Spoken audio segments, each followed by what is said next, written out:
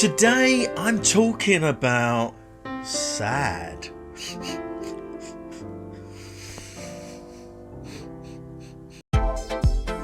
Hello friends, back, it's me, Daz here, all the loud stuff, annoying, nothing to do with sad really, even though I'm talking about sad. I make nearly daily videos on mental health, personal development, all the crazy stuff in the middle to hopefully to help you to change your mind, change your life. So, sad.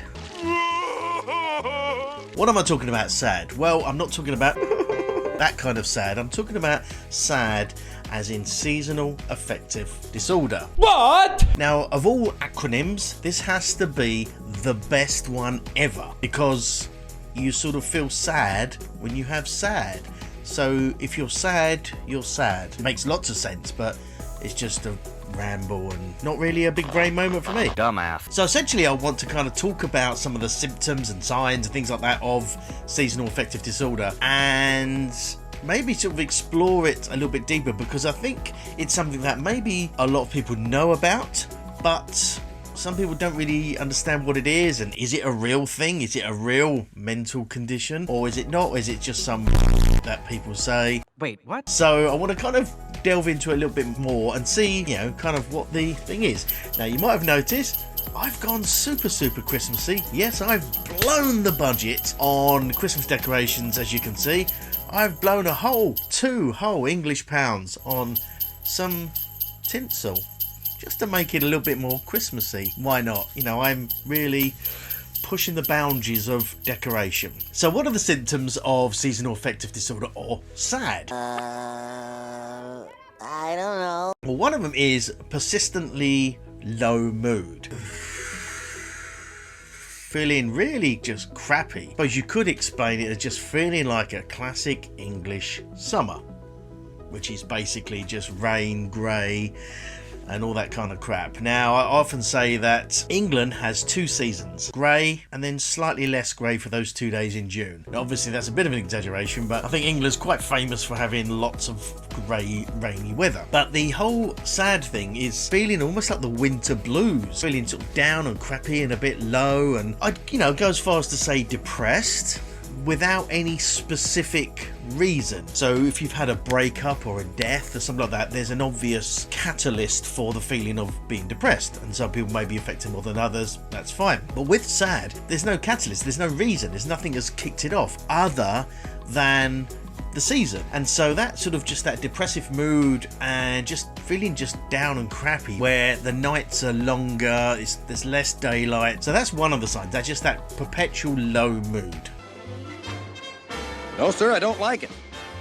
Another one is the lack of interest or loss of interest in the normal fun stuff that you like. And it probably just comes from that low mood where just sort of, I just can't be bothered, to do this sort of stuff. It's just that low energy, the natural knock-on effect of low energy is just can't be bothered, just want to stay in, not go out as much, and all that sort of stuff. And it's just like horrible. It's just like, can't be bothered, just really crappy, really. 3 days later. Going even further, just feelings of despair, guilt, worthlessness, just horrible symptoms of depression, really. Just low self-worth and just feeling just terrible and just no point and worthless and very pessimistic. Pretty much they're all the same thing, just feeling just generally crap, but for no specific reason. I think that's the important point. And that can often confuse people who have it and who suffer from it, but also people who are around them who are not experiencing the same symptoms. Suddenly this person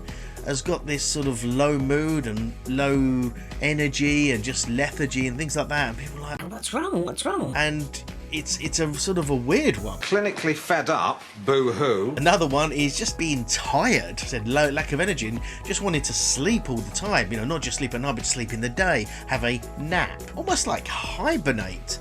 And I guess there perhaps is some connection with that. I don't know, I'm just sort of inventing that bit. But it's kind of like you just want to hibernate over that period of time, over those months, because it's just no energy, no interest, under the duvet, wake me up in March when spring's here. And the final one is craving carbohydrates or putting on weight. And again, this is almost like I said, hibernating, because it's just sort of bulking up for the winter almost. That's that you're not going to be able to go out and get any food. And it's such a weird thing when you look at it, because it's not based on anything specifically.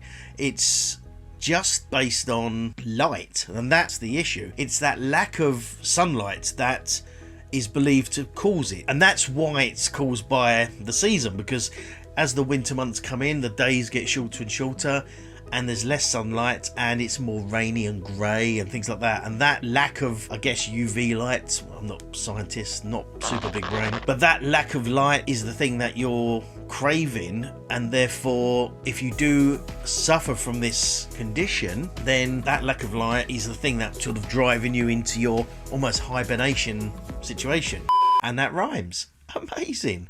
Let me know in the comments if you have these sort of symptoms, if you sort of suffer from SAD, if you're sad with SAD, how have you helped yourself? And weirdly connected to this is my video on how to spot certain signs in the workplace, which you can catch up here, with colleagues that may be presenting signs and symptoms of mental health conditions, or it could be seasonal affective disorder. But check that video out. And if you want to follow my journey and love these videos, I'd really love you to smash that subscribe button and hit like, because it would mean the world to me, and I'd love to bring you all along and all that kind of groovy stuff. And it's kind of like a virtual Daz Hands hug. If that's not too creepy, hopefully not. I hope you like corduroy, Reginald. So what are the treatments for SAD? Well, there's a few suggested treatments. One is sort of lifestyle changes. If you can expose yourself to more light, which I guess is the hardest one, because by the very definition of you having these symptoms, it means there's not enough daylight. The suggestion of get as much natural sunlight as you can may not necessarily be possible. If you did, you probably wouldn't have had the symptoms in the first place. So I think that's a bit of a strange suggestion for treatment, but that's probably not going to happen. Another one which is absolutely classic, and I've got to give a shout out to Robin, and I've got to say he has one of these lights you can get, and it's light therapy, and it's essentially really bright white light. So it's like a daylight light that you literally have on your desk, and the idea is you have it on for a certain amount of time, and that helps with you getting that amount of daylight to help, you know, with your, I suppose, energy levels and mood and that kind of thing. And they are very bright, but I guess that's the point. You know, these things are readily available. You get them on Amazon, everywhere like that.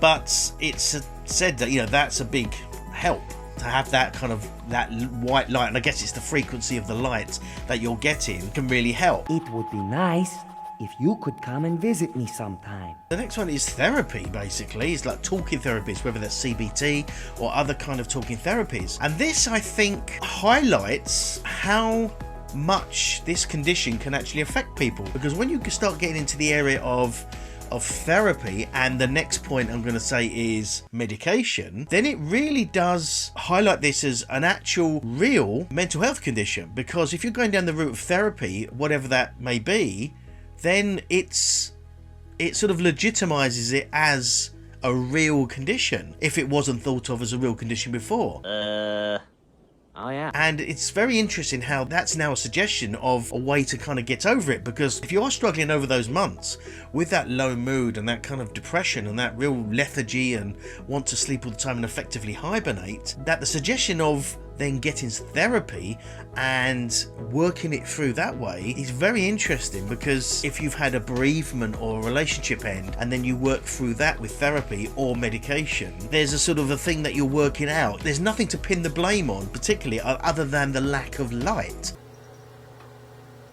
But it's suggested, you know, that there is an option of therapy, so it does sort of move it more into the almost like real grown-up mental health conditions, as opposed to the what it sometimes be considered as a bit of a sort of poor cousin of mental health conditions, because it's almost thought of as not a real condition because there's not a particular reason, and it's just lack of sunlight. And so I think this sort of takes me on to the final point. If you look at all the symptoms that you can get from SAD, it's essentially like any mental health condition. And I think whilst traditionally it was like, oh, you're a bit grumpy in the winter, oh, perhaps you need a holiday, it's a real thing. And The cause of it is lack of sunlight, but it almost doesn't matter what the cause is. The feelings and the symptoms are still the same, whether that's someone's had a bereavement or lack of light. Now, I'm not saying those two are equally as powerful, but the point is that you can have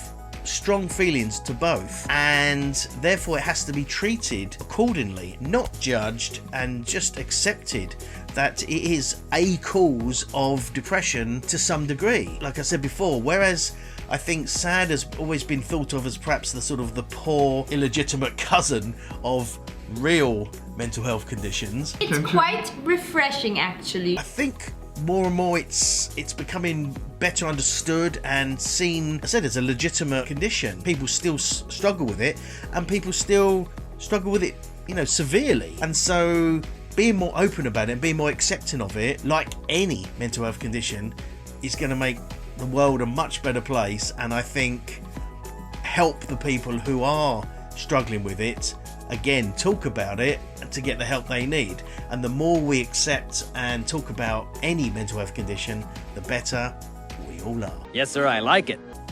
So that's it for today. I hope you got some value from this. Just wanted to get that message across about seasonal affective disorder, because I think it's one that's sort of pushed aside a little bit, as I said, because it's not considered maybe a real condition. But, you know, I think the effects are the same as a lot of others. So, you know, I don't think it's fair to do that. If you did get some value from this, don't forget to smash that subscribe button and hit the like. And I will see you guys tomorrow. Bye-bye. Thanks again for watching, guys. I really do appreciate it. If you haven't subscribed already, make sure you do so down here, and check out my other video down here. Remember, live your best life. See you next time. Bye-bye.